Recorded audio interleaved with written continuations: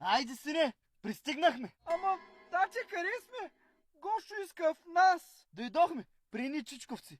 Сега ще го оправят. Гошо.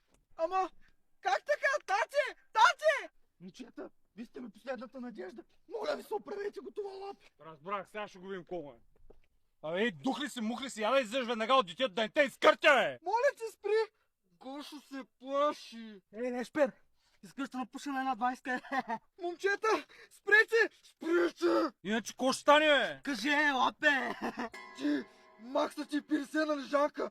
Никой не иска да спи с тебе и си филмар. Стига! Откъде разбра?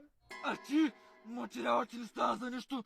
Нямаш една стотинка и спиш при майка ти. Какво му направи той дете? Остана, момчета. Стане! Вземай си писемето, нищо няма стане от него, бе! Бог да ти на помощ. Не знам. Ай, че бързам тръгва. На къде е? Не знам, брат. Сине, какво стана с момчетата? Пратя ги да си ходят и повече да не съм ги видял.